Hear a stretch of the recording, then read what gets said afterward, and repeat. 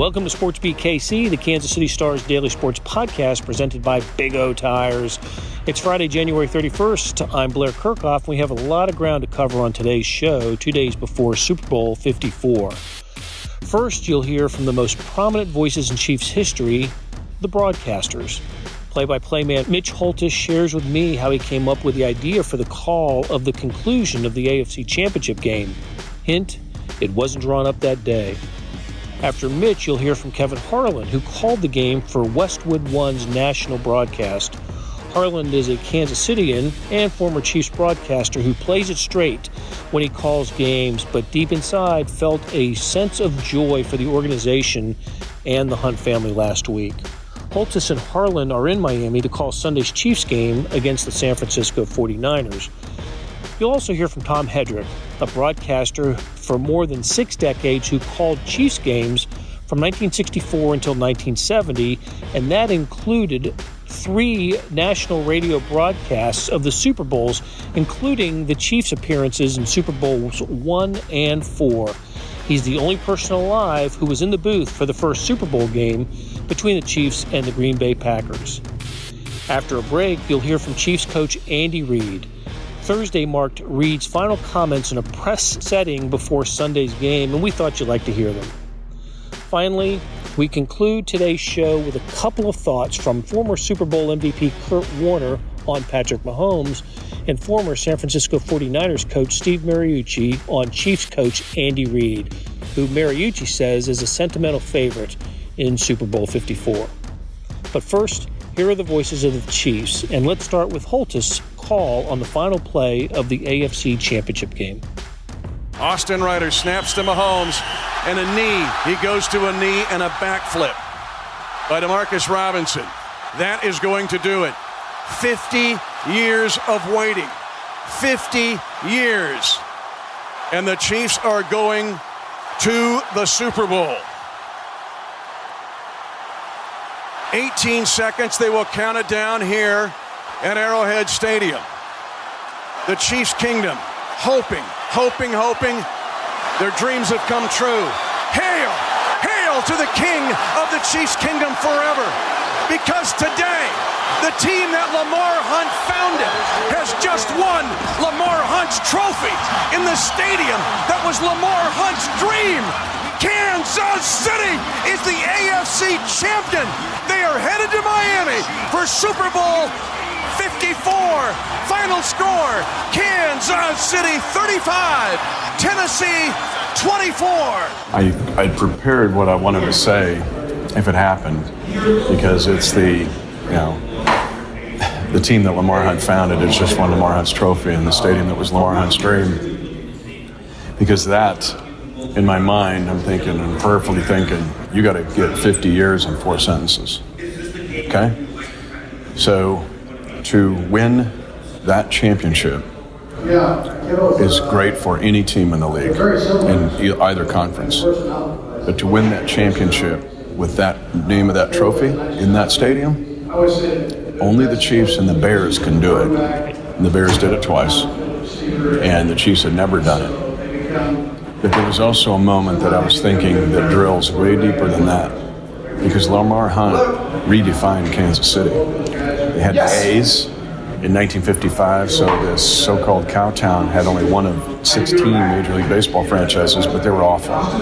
They were never good, ever. They never challenged in 55 to 67.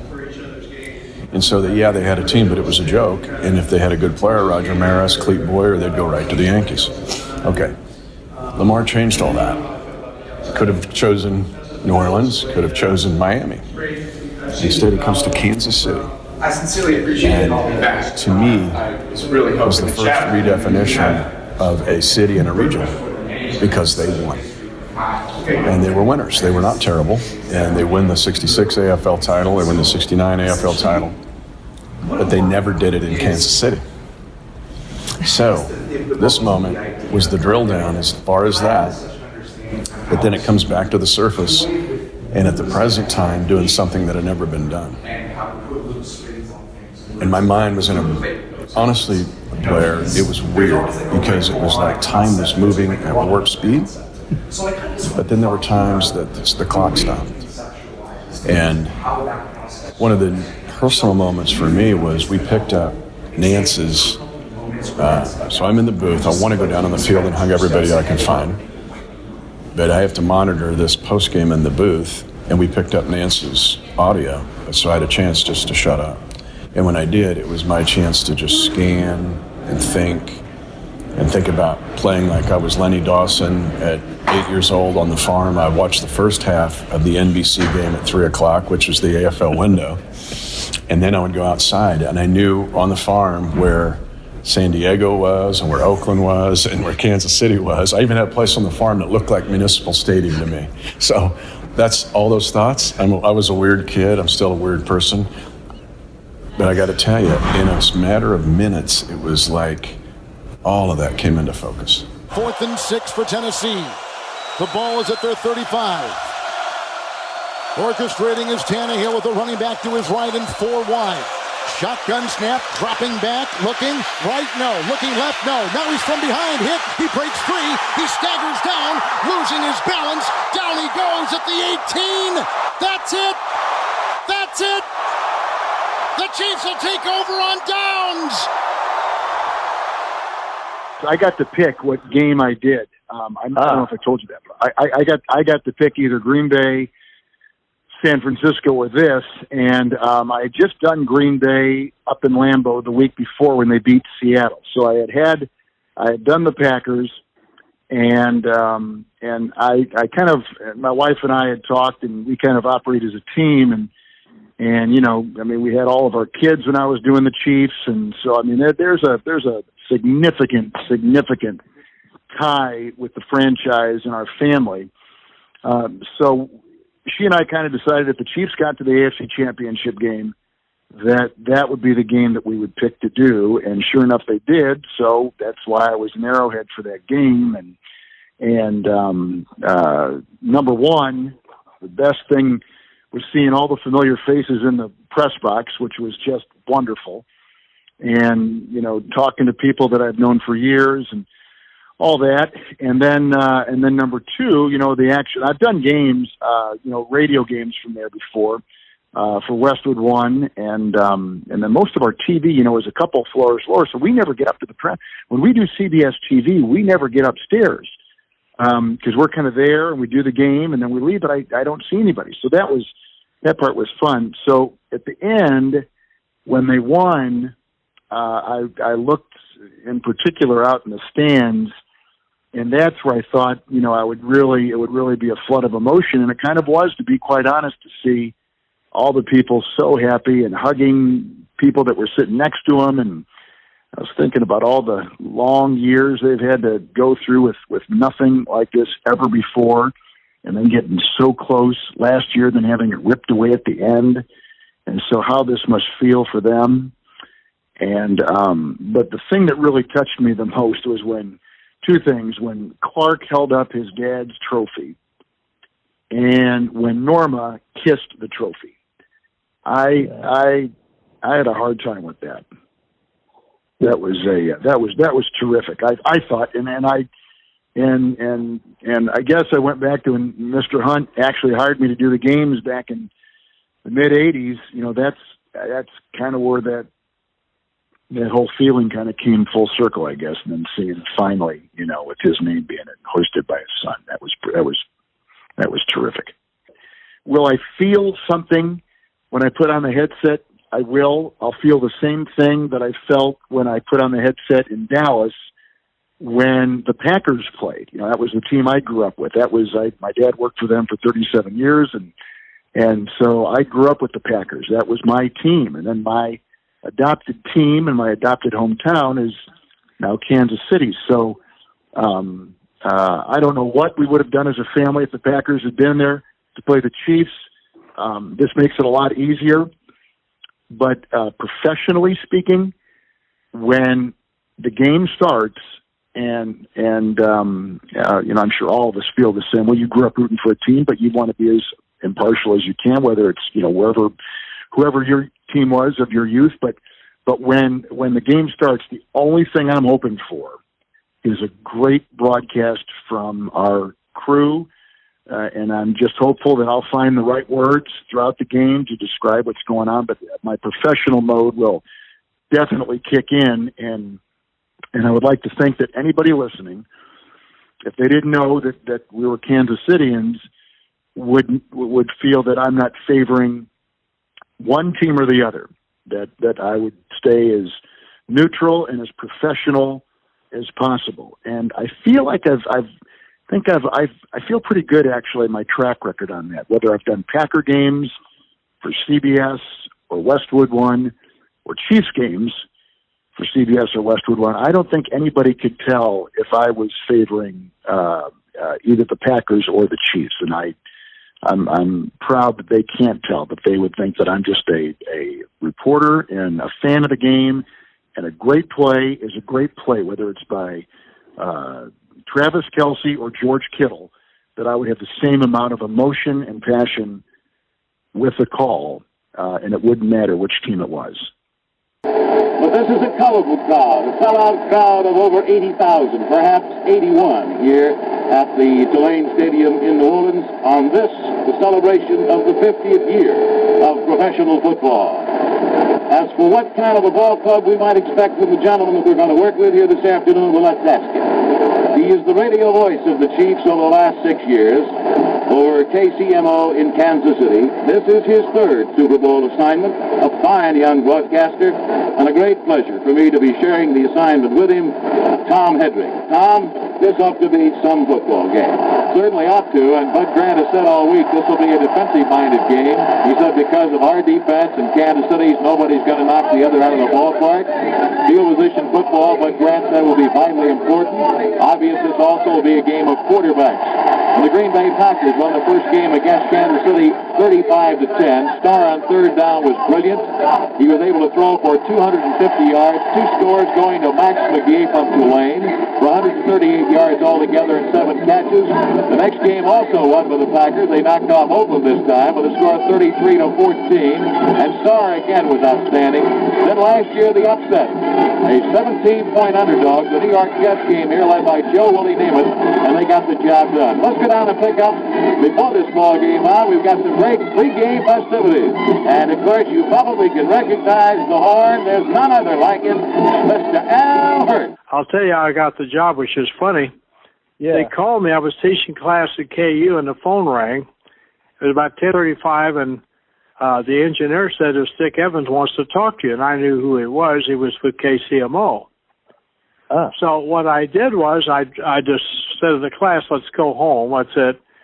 And I said, what can I do you for? He said, we'd like to talk to you about doing the Chiefs, but don't imagine you can make it today. I said, well, where do you want me? When do you want me? Today at 12:30 Union Station.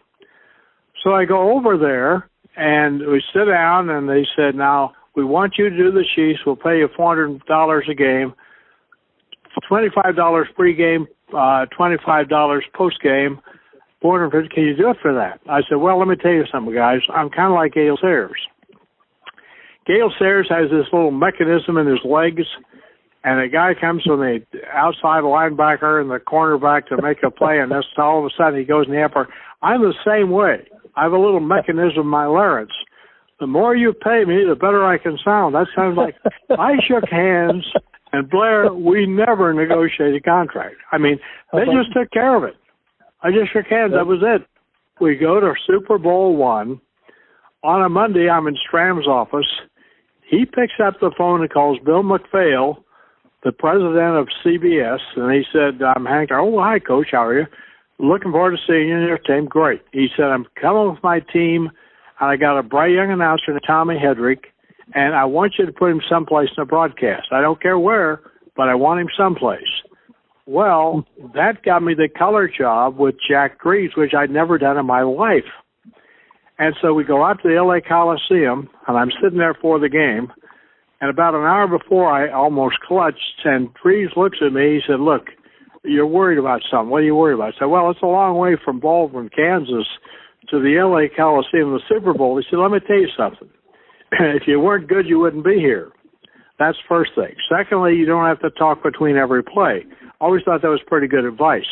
Then he said, You don't have to act like a player or coach, I'm not going to, but quote them and keep a couple of stats. I kept third down percentages that day. Green Bay goes 9 for 13. Lenny went 3 for 12. And turnovers, 3-1. Green Bay against the Chiefs. So that was how I got the job. The other thing, Blair, I remember the first assignment I had to do is I had to get the interview with Vince Lombardi. Okay, so we go to the press conference on Saturdays, 2 o'clock press conference, and a guy named Don Weiss, wonderful man, says to Vince Lombardi, said, oh, by the way, Coach, afterwards, I need you to do about a 3 or 4 minute interview with Tommy Hedrick. He smiles with that smile and says, I don't want to do it. He said, Coach, he's a good young guy. He hit it again. He said, and if he doesn't, I said, it's part of the contract. So I sat through that whole press conference with fear and trepidation. I said, okay, just attack it. And I went right to him. I says, Coach Lombardi, I'm Tom Hedrick, the Chiefs. Bob Harlan's a good friend of mine. He tells me you're a great man. I said, I know you're a great football coach. I would really appreciate 3 or 4 minutes of your time. Looked him right in the eye. He gave me 3 or 4 minutes. But in that last question, I asked him something about Hornig. He answered it, and I said, I'm getting the heck out of here. So, yeah, it was a little intimidating. If your steering wheel has more traction than your actual tires, that's a big O no. Thankfully, for all your car's big O no's, there's always a big O yes. Now through February 2nd, buy 3, get 1 free on select sets of 4 Aspen Touring AS or Mesa AP2 brand tires with paid installation purchase. Big O Tires, the team you trust. Disposal fees extra and up to 10% shop fee based on non-discounted regular retail price not to exceed $35 where permitted. See store for pricing. Eligibility may vary. Not valid with other offers. At participating locations, no cash value. The city of Kansas City is on fire right now with excitement. And then we appreciate all the support we've had down here from our fans, and likewise the way you guys have handled yourselves as the media. We appreciate that and the support there. So we'll finish up today with a good practice, and then tomorrow with another good one. Tidy up the red zone a little bit tomorrow, and then we'll be ready for our mock game, and then ready for Sunday. So anyways, with that, time's yours. Coach, back left here. Have you got a general sense of the support for you personally? There's been a lot written. Your players have talked a lot about this, about with your longevity in the league, the amount of success you've had in the regular season to win one for Andy. Yeah, no, listen, I'm humbled by it. I'm very humbled by it. I mean, I've got great guys here. Friends likewise around the league, been doing a long time, so I appreciate that. But this game's not. This is about this team, and so the guys that have worked so hard to get where they're at right now, the players, the coaches. It's about the organization, and you'd love to say it's a one-man. That's not what this is. It's a team. It's a team effort, even getting to this position. So it's not about one person at all. And right now, my complete focus is on making sure that we as coaches do a good job and as players do a good job in the Super Bowl. Hi, Andy. How you doing? So speaking of team, we saw you week 11 and the defense was still working to come together. Can you give us some perspective on the challenges of completely revamping a defense from coordinator to coaches to new players and kind of what that takes and how you stay the course? Yeah. So, in Bob Sutton's own way, he has a piece of this too. So those coaches built a nice foundation for us. And then Spags came in with this new coaching staff that we have on the defensive side, and really upped it, along with Brett Veach bringing in a handful of new players that really fit into what Spags is trying to get done there. The guys have bought into what Steve has asked them to do, and they've done it even during the tough times. So they stuck together, knowing that, listen, if stay with the process. That down the road will be better. And they saw small increments. I mean, tiny increments early of improvement, and then it kind of took off. So where they're playing good football right now. Coach, how you doing?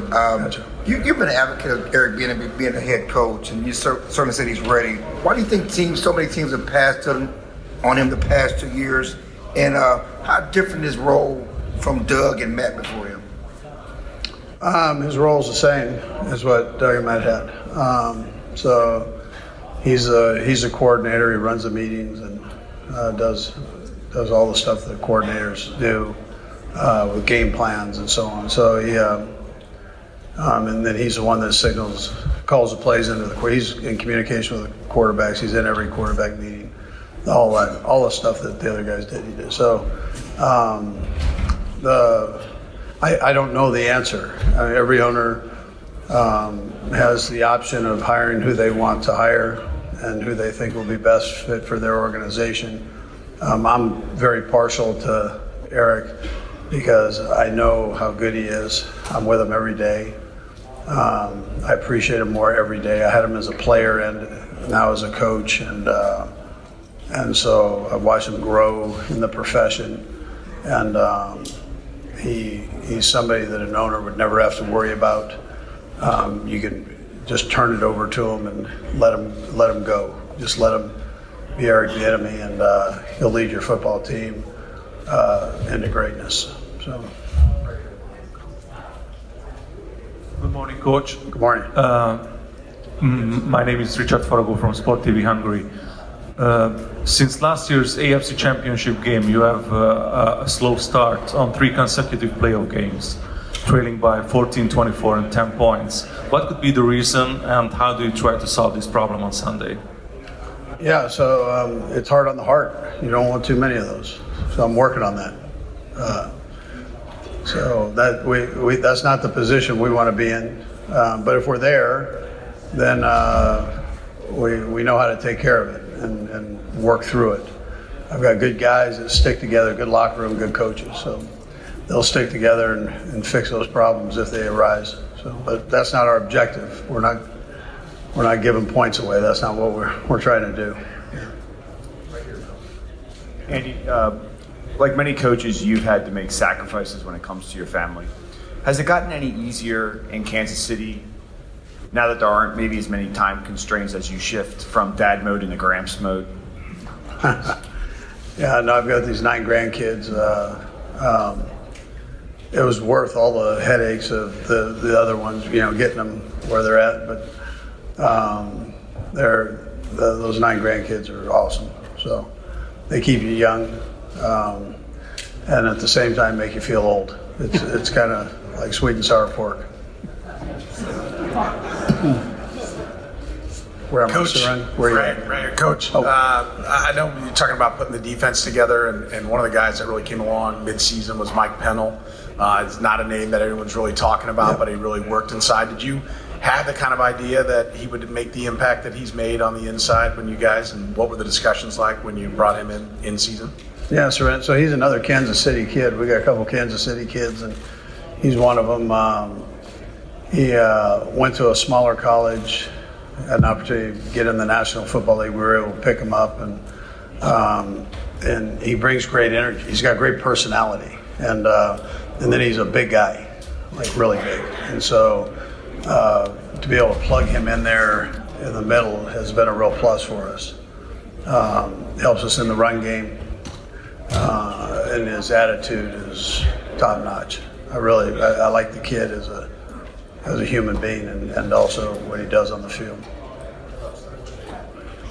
Coach, your last stop before reaching the NFL was at Missouri as the O-line coach. I was wondering if you could reflect on your time there and what you took from Columbia into the league with you. Yeah, no, I love my time in Columbia. The University of Missouri, I hold close to my heart, man. That's a great place. We weren't as good as we wanted to be, but we were on the rise when I was there, and had a chance to play Eric Bieniemy in that Colorado team, and they cheated. It took him 5 downs to beat us. Yeah. So I remind him of that often. What a great opportunity though was working for Bob Stoll there, and getting to know the people of Columbia. I mean, it was a great place, great stop. Hey Andy, I remember 3 years ago you told us, look, Alex is our guy, but wait until you see this kid. So from 3 years ago to now, just how you were in love with him then. How has Patrick just kind of evolved and continued to just to grow? Yeah, and you've been right there. I mean, you've done a lot of our games, so you know that he's a great kid. First of all, so you're getting a kid that grew up in a locker room, so he's got a feel for that. He understands the leadership role that he's been asked to, or put in by position, and how important that is. And he's got that innate ability to lead. So you give him a little guideline on that, and he takes it and goes. I'm not sure he doesn't have a photographic memory, because you give it something to him one time, and I don't know how to measure that, but you give him some one time and he takes it and runs with it, and he doesn't forget. We throw a lot of verbiage at him for these plays that we run every week, and he's able to make the other ones evaporate and put the new ones in, and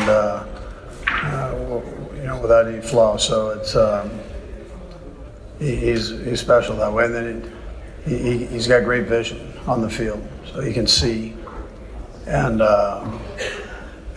which becomes important for quarterbacks, and in particular the way he does things. So he utilizes all his receivers, and I always tell the guys, I said, there's never a dead route. There's no clearing routes or this. Everybody's alive because of his vision. He'll see you and shoot you, and you better be ready. So I like the way he goes about his business, and he still has plenty of room to grow, which is exciting. Hi, Coach. Seeing the last year's game against the 49ers, week 3, if you go back, you see that they were very tough, and they were very. The final result was 37-24, but if you see the game, it was very close until the injury of Garoppolo. Is that make you so nervous, or do you think it's going to be hard? Yeah, no, listen, I respect the heck out of him. I think Jimmy, they decided they've been running the ball here, but Jimmy, if you really look at his quarterback ratings, his percentages, all the statistical facts about him, you see that he's a heck of a quarterback throwing the football. So you've got to, when you come in to play the 49ers, you better be ready to play a complete game in the run and pass game, and you better be ready to do it for 4 quarters. And so that's how we're preparing. And we love the challenge. So it's not about being nervous. It's about loving the opportunity to play against a great team in a great setting, and that's why we do this. So that's the exciting part of it. Good morning, Coach. Hi. With Pat having won MVP last season, and it's expected on Saturday that Lamar Jackson will win it, do you get the sense that there is a generational shift at the position with 2 really young guys having won? And is there anything notable about if Lamar wins, it'll be back-to-back black quarterbacks? Yeah, so first of all, I think it's great for the NFL with the young quarterbacks in the league. I think you got those old guys that are still kicking, man. They're doing a heck of a job in their 40s there, so which hasn't happened very often. Now you bring this influx of young quarterbacks, and they're all different, right? They're all different, and so I think it's great. I think it even goes back further than that, though. I think if you go back to the college game right now, it's so exciting. They're spreading the field out. These guys are throwing the football. When they come in to the National Football League, and you probably backed it up another step. They're doing that at the college level, at the high school level. So football's in a good place for throwing the ball.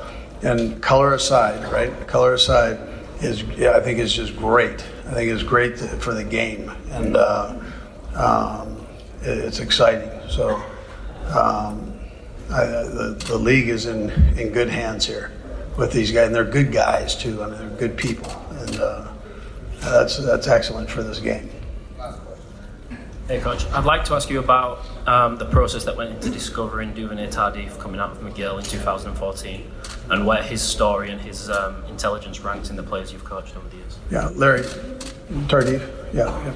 So we were able to evaluate him in the All-Star games, and then some of the tape that he had from McGill. Larry obviously is French-Canadian, English being his second language, and he still doesn't have all the words down. So he'll ask us questions, and it makes everybody laugh. But I tell the guys, don't laugh too hard because he might be doing surgery on you one day. So he might have the last laugh.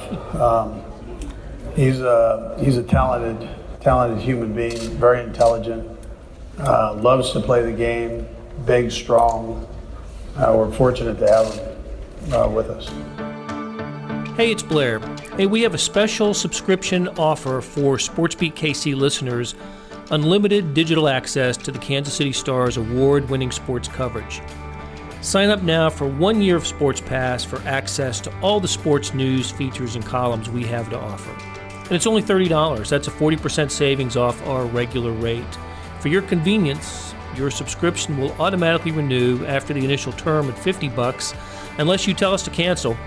A lot of subscription services won't tell you that. They'll just sneak it on there. We just told you. Your subscription helps support the sports coverage of kansascity.com and the Kansas City Star.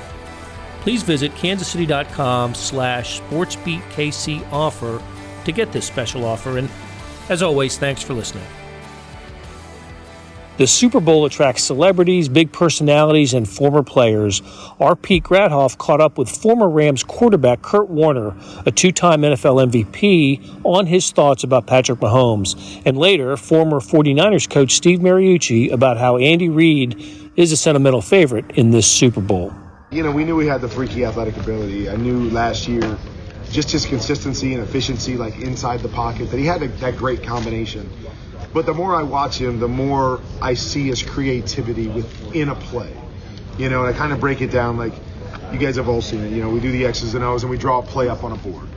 And your coach goes like, this is what we think we're going to give, and this is how we hope this play works out. And then we know there's 11 guys all over and people running and all this. And some people have the ability to take that play and go, okay, I get that.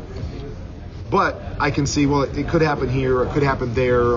If I just do this or if that guy does that. And they start to get creative within a play and make different kinds of throws and see things differently than other guys. And that's what, to me, has really impressed me about Patrick and what makes me say, if you have the other two components and then you add that component to it, could he possibly have that best package ever? What does that mean at the end of the day? I don't really know. I mean, you can be the talented and the best package, whatever. It's still about success and winning and consistency and all that stuff. But when you put that all together, it excites you about what we might be seeing here based on what we've seen these first 2 years. I did a radio show the other day, and it was in the Bay Area, and they said, the only people that are rooting for the Niners are the 49er faithful. The rest of the country is rooting for Andy Reid. And I said, you know what, that might be true. And why is that? Why is that? It's not America's team. It's not. I mean, it's because of Andy Reid and how he's been here 21 years, and he's had a lot of success, and he does it the right way. And he's a loyal coach to a lot of players. He's given a lot of people chances that other coaches wouldn't have. He's helped grow coaches into head coaches, and he keeps very quietly climbing the ladder with wins in a career. He's sixth now. 2 more years he's going to jump over Curly Lambeau, and Curly has a stadium named after him. And so he's a dear friend, and I have a biased opinion, but he's a great coach and a great human being. That'll do it for another edition of SportsBeat KC presented by Big O Tires. Thanks for listening. Please leave a comment where you can do that. It helps, plus a share and a like. Thanks to Derek Donovan for producing today's episode and to Pete Grathoff for tracking down the Kurt Warner and Steve Mariucci interviews. I have a feeling we'll be back with another SportsBeat KC before the Super Bowl, so stay tuned this week for more of the best Chiefs Super Bowl coverage.